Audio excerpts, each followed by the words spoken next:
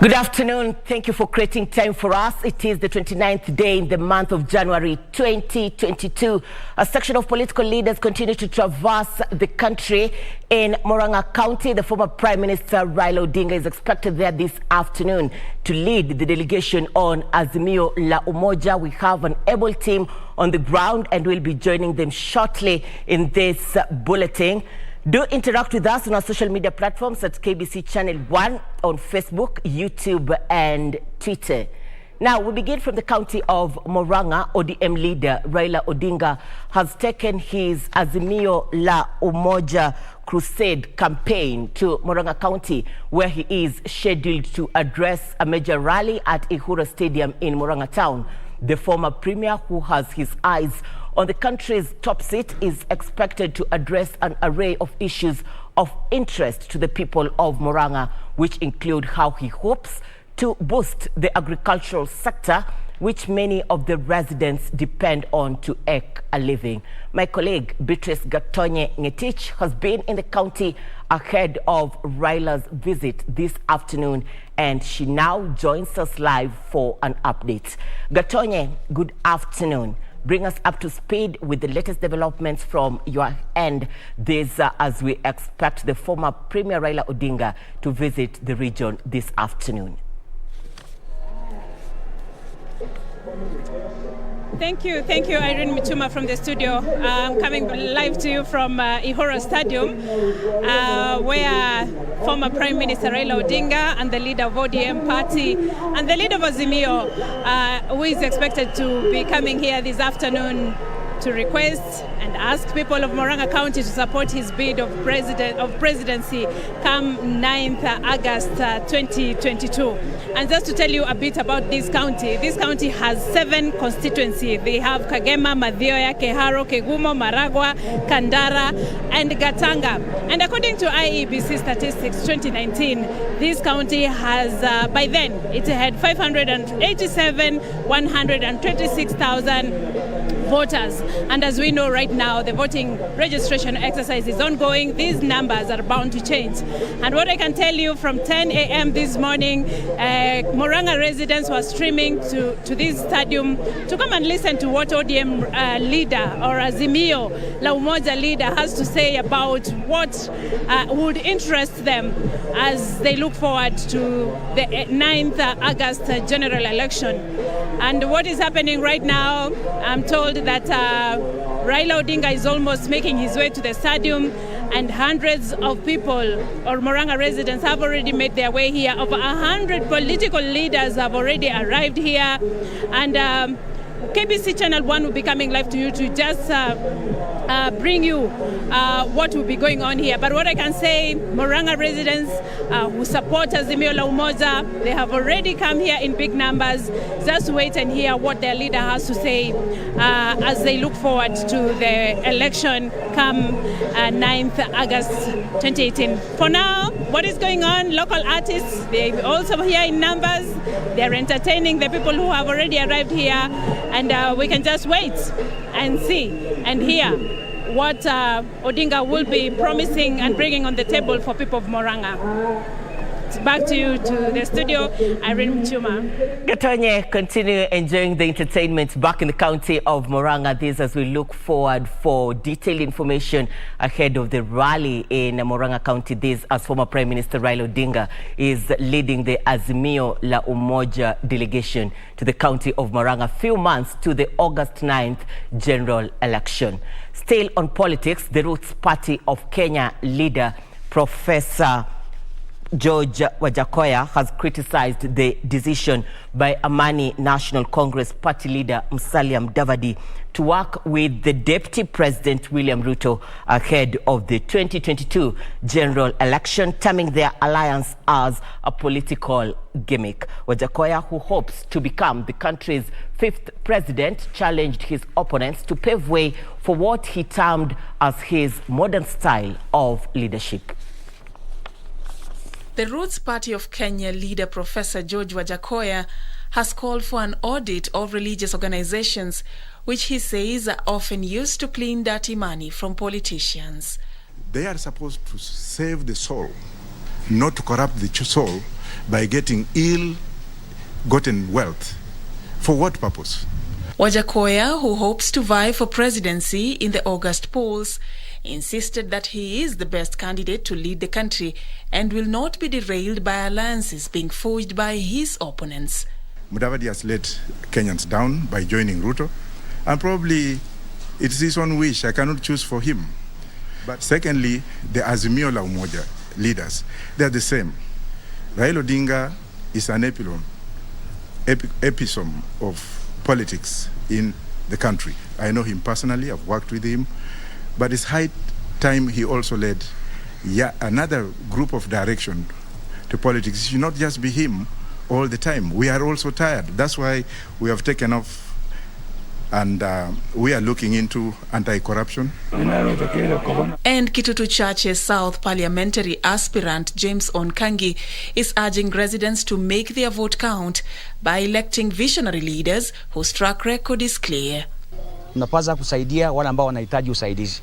Hata bila hujachaguliwa kuwa kiongozi. So ni ya muhimu sana wale ambao wanapiga siasa ya vita, hatutaki siasa kama hiyo. Tunataka siasa ya action. Siasa ambao unaonyesha vitu unafanya kwa ground. Meanwhile, a section of members of the Maendeleo ya Wanawake organization in Nubia, Nyanchwa, Kisii County has called for peaceful campaigns in the run-up to the 2022 general election. Speaking to the media in Kisii town, the women, led by Amina Hamisi, vowed to be on the lookout and report anyone engaging in hate speech or electoral-related violence. Tunataka tukae na amani, hatutaki mambo ya uchochezi au mambo ya ukabila, hatutaki hapa Kisii. Tunataka tufanye kampeni yetu vizuri na tumalize vizuri na tukae na amani. Narok North Member of Parliament Moitelelo Lekenta is calling for an audit of the county government funds, alleging that millions of shillings have been misappropriated. The MP, who is seeking to unseat the current governor Samuel Ole Tunai, is accusing the county's executive of instituting what he terms as ghost projects. Anasema alipeana mamilioni ya pesa na hiyo ya primary school. Hatujaona tanduru hiyo pesa imeenda wapi? Anasema ametengeneza barabara na hizo, na mimi niko na hizo, na hapa ndio nimezaliwa ndio nituko. Hakuna kitu hiyo pesa imeenda wapi? Kuna pesa ya maji, kuna pesa hospitali, kuna pesa kila kitu.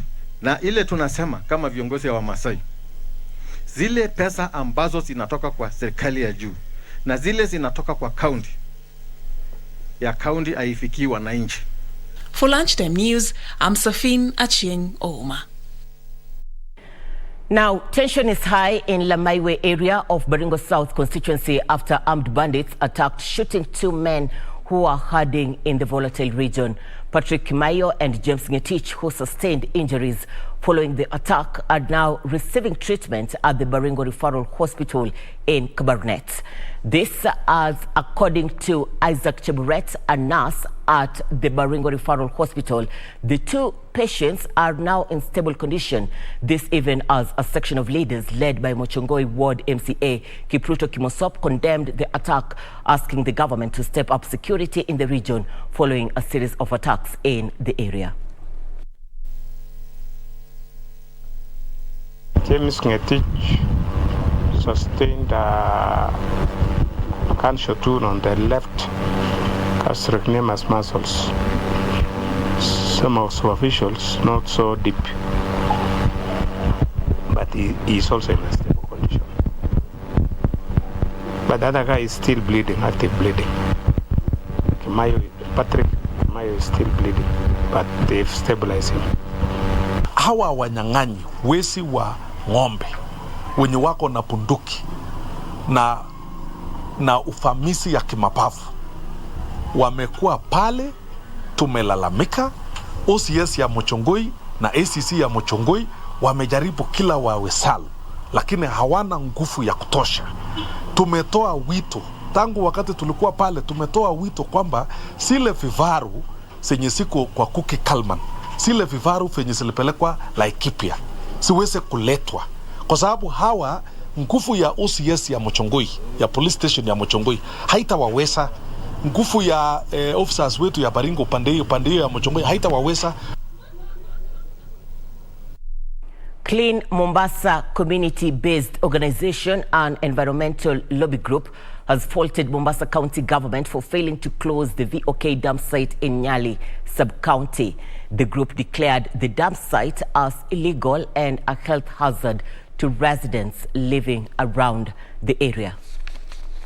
Addressing the media in Mombasa County, the head of Clean Mombasa lobby group, Dr. Edwin Muinga Chokwe, appealed to the county government to end the row with the Kenya Broadcasting Corporation, immediately close the dump site and issue an approval to KBC to construct a perimeter wall around the land. The county government apparently seems to be an active player in that illegal dumping. They have refused to give KBC the authority to build a perimeter wall. And they have refused also to enforce cleanup of the area. Speaking while touring the area, Environment Chief Administrative Secretary Mohammed Elmi ordered immediate closure of the dump site as the national government had directed in November last year. We're just telling the people who are dumping here, the people who are now trying to stop this land being utilized for the proper purpose, that that's not acceptable. Even if it is a private land, it is not acceptable today in this world when the climate change is becoming a major issue to have a dumping site in the middle of this town. KBC Managing Director Dr. Naim Bilal says KBC has a land utilization plan in place, but its implementation has been hindered by the county government. It is just not that it is an illegal dump site that is a health hazard to the community, to the area around here, but also KBC has a land utilization plan for this place, which is unable to proceed as a result of the many issues that have prevented us from securing land through a perimeter fence. From environmental concerns, let's now touch on health matters. The Migori County Health Department has launched a rapid COVID-19 vaccination response program that targets 122,000 people. County Director of Public Health, Kennedy Mbogo, says the campaign is aimed at reaching the target that they had set, which also aims to ensure that everyone in underlying condition is vaccinated against the disease in good time. Migori County has embarked on a rapid COVID-19 vaccination drive that is set to administer the jab and sensitize the public on its importance. The program targets 122,000 people, with the county's Director of Public Health, Kennedy Mbogo, noting that key focus would be on those with underlying medical conditions. These are people that are going to be in first contact with the vaccine. It doesn't mean that those who come for a second dose are not going to be given. They'll be given. But we want to show up our numbers because our county target of 560 has not been reached.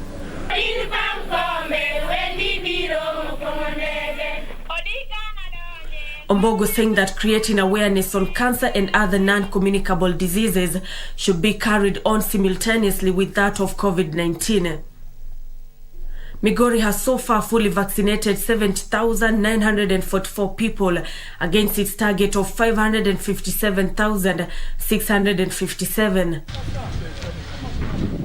Meanwhile, Kilifi County Teaching and Referral Hospital has received maternal health care equipment from a well-wisher. The donation will empower the hospital handle the increased demand for maternal health services. Kilifi County health stakeholders say that the county has recorded a massive reduction in maternal deaths. This has been attributed to an increase in number of women delivering in health facilities.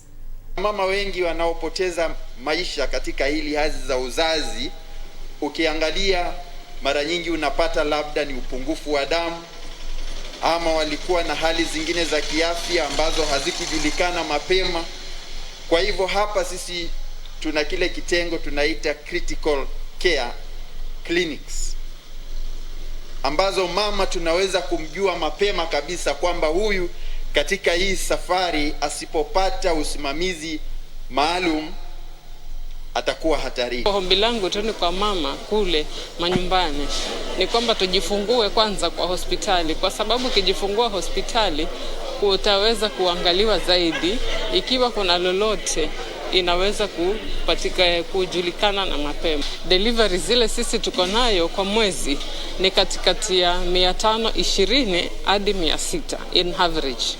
Kujifungua hospitali kuna umuhimu, maana in case ukiwa na tatizo lolote wewe mama ama mtoto unaweza saidika. Nansio Kware, Lunchtime News. Glad you're watching the Lunchtime News. We are taking a short commercial break. We'll be back with more. Stay with us.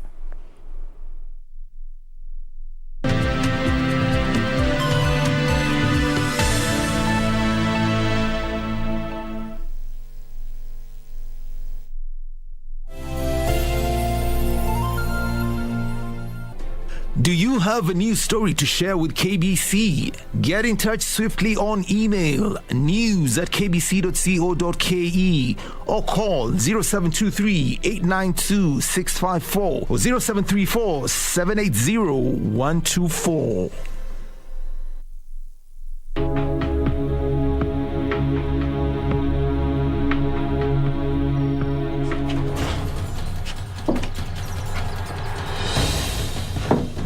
You said we need that document. You said so yourself. What's wrong with you? I can't find it. I can't find the inhaler. Philip, what are we going to do? He's going to die now. Hans, come on, help!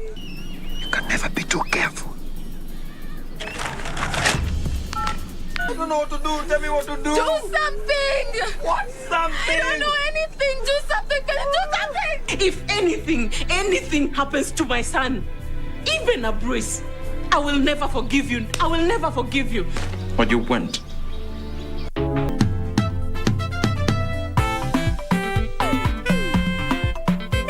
People like you are the one who are making me to do bad things. It is not giving up, eh? You know what? I cannot stand seeing my friend Atito sing again, once again. I have a heart, Puana.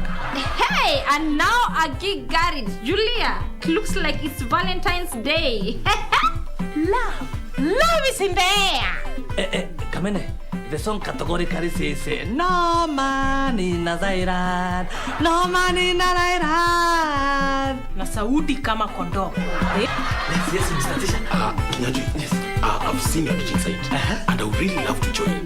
But this has to remain between you and Classmates, every Saturday on KBC.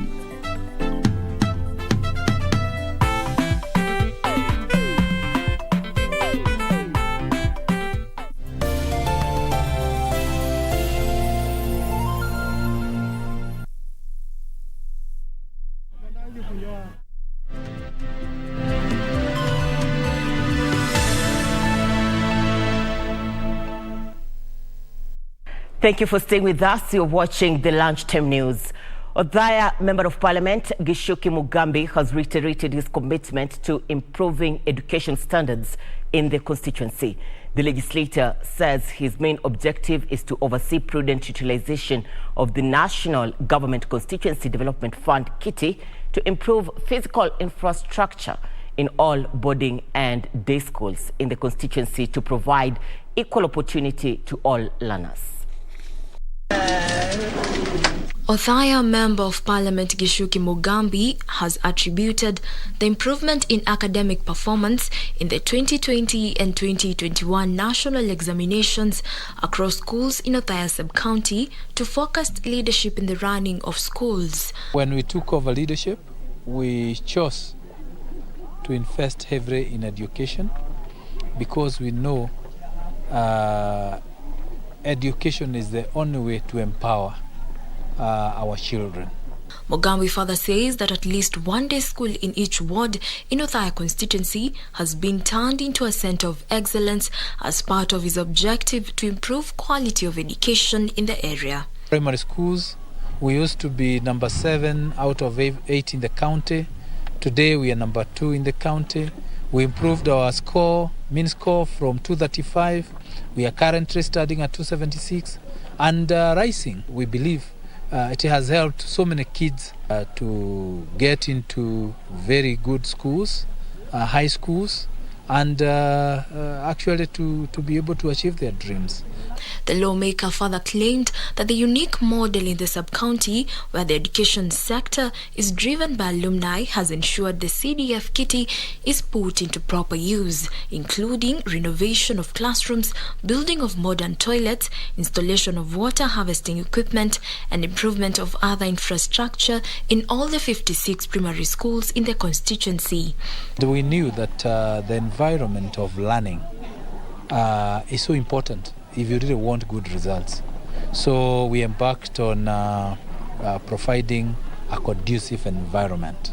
And the secret is simple, is prioritization and integrity in the way you utilize resources. Parents and teachers alike also lauded the legislators' commitment to improving the education sector within the Othaya constituency. When he took over, Nyeri South, we actually managed to be number two. Number two, this is Nyeri South, in comparison with other divisions in Nyeri. I've seen transformational change in secondary schools and also in primary schools. Nimefurahia kazi ya mheshimiwa sana. Nilikuwa na mtoto Pagu mwenyewe, nilikuwa na mtoto Irene Girls. Nilifurahia basari ya kwanza ile alipeana mara ya kwanza, alipeana bila kuchagua. Kututolea pesa za CDF, tumeona amefanya mzuri, tunampongeza na tunaomba Mungu sana aendelee kufanya kazi ile tumemchagulia. Mugambi, who is a member of both the Education and Budget and Appropriations Committees in the August House, seeks to emulate former President Mwai Kibaki, who represented Othaya constituency for nearly 4 decades, in upholding education standards by ensuring prudent utilization of resources. Jacqueline Masharia for Lunchtime News. Now, Agriculture Cabinet Secretary Peter Munya has faulted the National Assembly for failing to make progress in enacting the coffee bill that was forwarded to Parliament last year. The bill seeks to streamline crop value chain from production stages to marketing. The President last year issued an executive order on coffee subsector reforms to Parliament for enactment, yet no progress has been made. Speaking to farmers from various societies in Embu, Manyata constituency on Friday, Agriculture CS Peter Munya said that the reforms were set to emancipate smallholder farmers from the hands of cartels from the factory level all the way to the auction. Cartels zimeshikana kule juu sakula vitu yenu. Kwa hivyo inaenda inauzwa, pesa iko sawa, wakati inaletwa kabla ikufikie, kila mtu amekula. Na akuli kidogo, anakula akimalizia. Munya has also accused Embu Senator Njeru Ndwiga for derailing adoption of the bill by sponsoring a similar bill. The CS in the meantime warned that the coffee societies that have failed to accredit their farmers the 3 billion Cherry Advance Resolving Fund will be disbanded. Within the next 2 weeks, kama haitafanyika, mimi nitakuja mkutano kwa kila society na nitavunja. Mimi nitakuja kuvunja society hiyo, niko na power kwa sheria. Mimi nitakuja nisimamie wakulima na member wa society hiyo wachague watu wengine. Munya further said that the coffee production was very low in the counties of Kirinyaga, Nyeri and Muranga, producing an average of 4, 2.5 and 2 kilos per tree, against a potential of 20 kilos with proper crop husbandry. The Methodist Church of Kenya has distributed assorted food items to a section of residents affected by drought in Hariri, Mandera County. Area Deputy Commissioner Jesse Idhai, in welcoming the donation, said the government welcomes everyone willing to help mitigate the effects of the prolonged dry spell. Mandera is among the regions battling with extreme drought in the country. Residents here are in need of additional relief support. Mukhtar Mohammed says many of them have lost several herds of livestock to the drought. Chakula hakuna, maji hakuna, sasa hata wanyama wote wanakaa bomani, wengine hata wamekufa. Sasa shida Mungu tu ndiye anaweza tatua, lakini kuna usaidizi nyingi nitakana kwa upande wa serikali, kwa upande wa county, national government, NGOs help us. Today some help has arrived. The Methodist Church of Kenya has brought some 6.8 tons of maize, 1 ton of beans and other food items to help them get through the tough times. Purpose to come to Mandera and several other counties that you have had people suffering. The drought is worsening, and there has never been rainfall since last year, and we have lost several animals. The government says such assistance is welcome, with Hareri Deputy Commissioner Jesse Itai calling on Kenyans of goodwill to supplement the efforts. Omba wale wafadhili wengine ambao wanasikia sauti hii waweze ku step up ili kuweza kusupplement ile effort ambayo serikali inaweka, kwa sababu wakati president aliannounce ya kwamba hii ni national disaster, inahitaji public and private partnership. The church donation is seen as a means of fostering good relations between Islam and Christianity. Across the borders, Peru has barred 4 senior oil executives from leaving the country for 18 months to allow investigations into a massive oil spill that occurred earlier last month. The spill, which was declared a national emergency and as an ecological disaster, left huge oil deposits in the ocean, significantly impacting the marine ecosystem at the country's coast region. Authorities in Peru have barred 4 employees of the energy and oil company Repsol from leaving the country after a massive oil spill that has polluted the country's coast. The oil spill is the worst ecological disaster to occur in the country recently, and the government has called upon the company to compensate affected fishermen. Meanwhile, UN Human Rights Chief Michelle Bachelet has called upon world leaders to increase pressure on Myanmar's military government to stop violence against its citizens. She said the international response lacks the urgency required to address the magnitude of the crisis. At least 1,500 people have been killed by the military since it seized power in a coup in February last year. Elsewhere, nurses and doctors in Ethiopia are begging for food to feed themselves following the extreme food shortage in the Tigray region. According to the United Nations, nearly 1,500 people have died of malnutrition, with a growing hunger situation feared to spread to the Amhara and Afar regions. And lastly, the Interior Ministry of Tunisia has arrested a 22-year-old woman alleged to be planning a suicide bombing at a tourist resort. The ministry said that the lady had traveled from Syria, where unspecified extremist groups trained her for suicide bombing. Tunisian authorities have also arrested another terrorist who was planning to provide her with an explosive belt. For Lunchtime News, I am Jaretich Kiprano.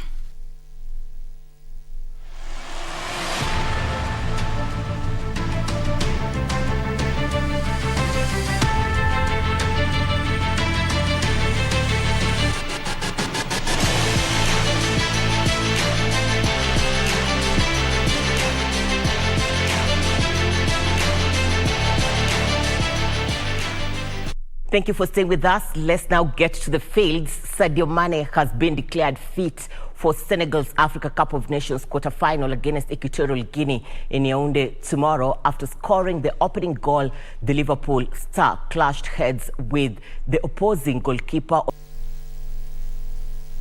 National Rugby Sevens side redeemed themselves following a terrible start in Seville yesterday, thrashing Canada 24-5 in their second Pool D match, improving their chances of qualifying for the Cup quarterfinals. Shujaa will hope to end the day on a high when they take on Scotland in their last pool match later today. They can beat anyone on their day when they're flying. After falling 42-0 to Australia in the first pool match yesterday, Shujaa came into today's matches keen on redemption as they hope to qualify to the Cup quarters for the first time this year. Despite trailing to Canada shortly into the match, Shujaa would take a 7-5 halftime lead after a spirited fight thanks to Harman Humwa. Paul's been preaching and their tackle completion rate is up, although they've been breached right through the middle. Fantastic work from Humwa. It didn't take long for Shujaa to extend their lead in the second half, courtesy of Alvin Otieno's unconverted try.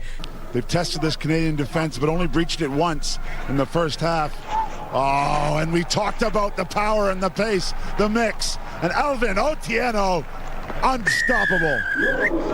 In what was a repeat of last weekend's clash between the two nations in Malaga that ended in Canada's favour, Shujaa would get the last laugh as two more tries from Anthony Omondi and Vincent Onyala secured their first win in Seville.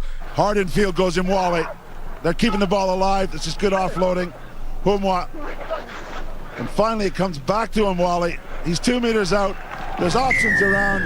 Tony Omondi, try for Kenya. Well, we did a bit of a feature this week about offloads. That is how you do it. That one comes out. This could be another try conceded. Onyala still going. The hooters sounded. Vincent Onyala gets Kenya's 4th try. In the other Group D match, Australia made it 2 wins in 2 matches after a 19-7 win against Scotland. This is danger for Scotland. Rounding the corner across the face of the defence. Corey Toole resumes where he left off last week. Fantastic individual try from Corey Toole for Australia.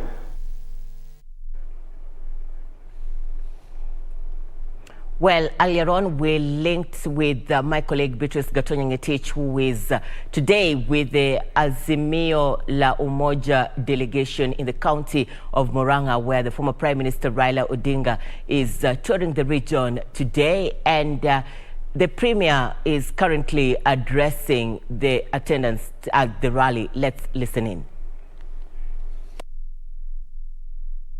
Tuletea wanamuziki wa kutoka hapa Murang'a, kwa sababu kwa kaunti zote za Kenya, the leading county in export of artists and music is Murang'a County. Waithaka karibu pamoja na Ben Gedhae, mutuletee wasanii kutoka hapa kaunti ya Murang'a. Karibu. Asante sana. Asante sana. Our super MC, Your Excellency the 5th Raila Amolo Odinga, waheshimiwa wote, all the governors, cabinet secretaries, all dignitaries and all protocols observed. Karibuni sana Murang'a. Haha temoshie. Nimukwenda to welcome ageni aito. Tugiri atia. Omothe muthoni wa wito ni okire. Nimuramuona. Eha. Eta atia. Igwe! Azimia! Asante, karibu sana Our Excellency. Hivi sasa nitamuita my colleague Ben Gedhae atukaribia wasanii hapa. Muko tayari kwa Joshua Mama na Jose Gatutura na Mosaimo na Sir James? Wapi duru ya Sir James? Karibu Sir James. Sir James, DJ Dibul.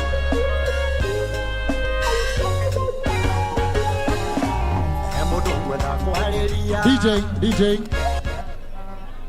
Murang'a hoye. Kabla sijawimba wimbo wangu, Your Excellency, you are in my home county. I am born from Murang'a. Niruhusu nikuambie, sisi kama wasanii tunakufuata kwa sababu ya the benefits you have created in the industry. Wakati Rais Uhuru Kenyatta alikutuma kwetu, ulinyenyekea, ukaja kwetu and you solved issues za skiza na bado unang'ang'ana kusolve za copyright. Sisi kama wasanii wa Murang'a, we salute you and we support you. Tuendelee ama tusiendelee? Sasa mimi napiga yangu